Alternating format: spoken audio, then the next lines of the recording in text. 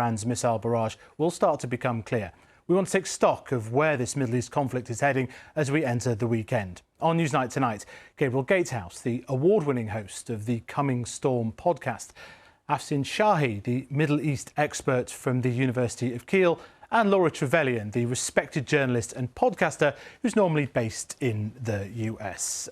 So first up, we haven't yet had a response from the Israelis. Is there a timing issue here? I think they will. The Israelis clearly are proactive at the moment, and I think they will take a timing of their choosing. I think that the Iranians are being reactive, and I think what we saw on Tuesday in response to the killing of Hassan Nasrallah. So it feels like this is one for Israel to choose the timing. I don't know when it will be. And so, Afshin, we heard today from Iran's supreme leader saying he won't back down. No great surprise. What do you learn from that message today and the act of it as well? What do you learn from that? As you know, the supreme leader very rarely leads the Friday prayers in Iran. So anytime he decides to lead the Friday prayer, that means there must be something very important, like a national emergency or national crisis happening. And what was so interesting about his speech this morning, his speech basically had two parts. The first part, he just went through everything that he has been talking about over the last 35 years. We're never, ever going to back down. We're going to continue. We're going to support the resistance. And he also he tried to provide some raison d'etre, some justification for what Iran did a few days ago. But what is so interesting, the other part of his speech wasn't even in Persian.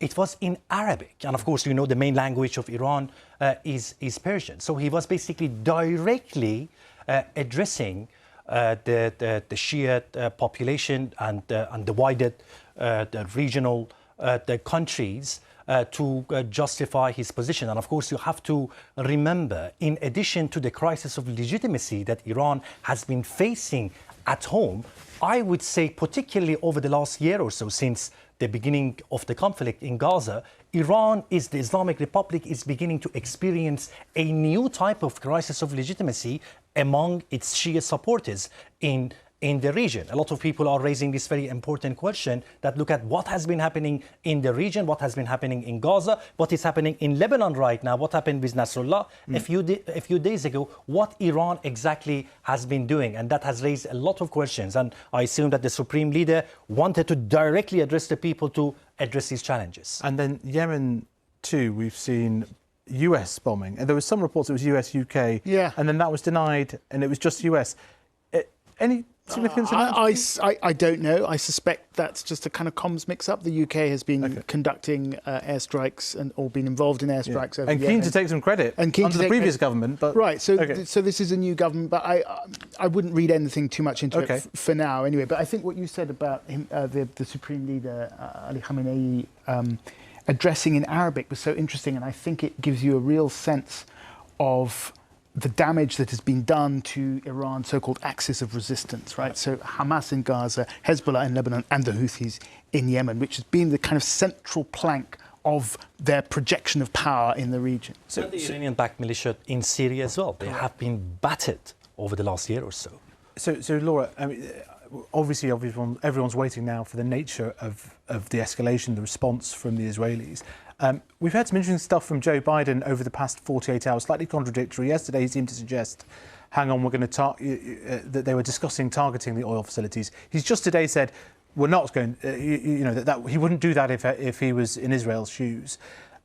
Do you get some sense in which the Americans are trying to restrain Benjamin Netanyahu in whatever comes in the next 48 hours? Well, you could tell when Joe Biden was at the podium there in the White House this afternoon just how frustrated he is about the cracks that have been laid bare in his relationship with the Israeli leader.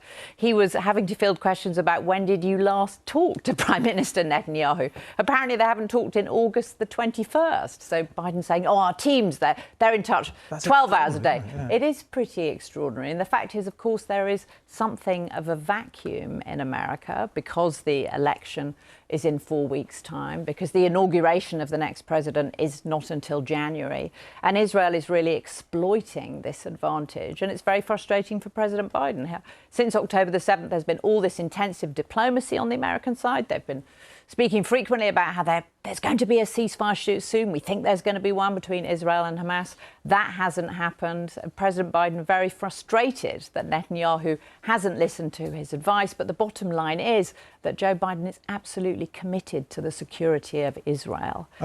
It's a tough region for Israel, and America has their back. OK, so let's discuss, try and get into the thinking of what might be going on in terms of the Israeli war cabinet. Where do you sense Israel may target in terms of Iran? And indeed, what they target, what will it tell us about what risks they're willing to take? Well, I mean, first of all, I should say I don't know. Yeah. I don't want to be in the kind of business of predicting where strikes might fall. But clearly, various options have been mentioned. Number one is those oil refineries that... If you just hold it there, I think we can bring up a map which might help viewers kind of navigate through this. But carry on. So number one is those oil refineries that we heard Joe Biden mention, possibly in a gaffe yesterday. It felt like something that his advisors definitely would have preferred that he didn't mention in a sort of off-the-cuff remark.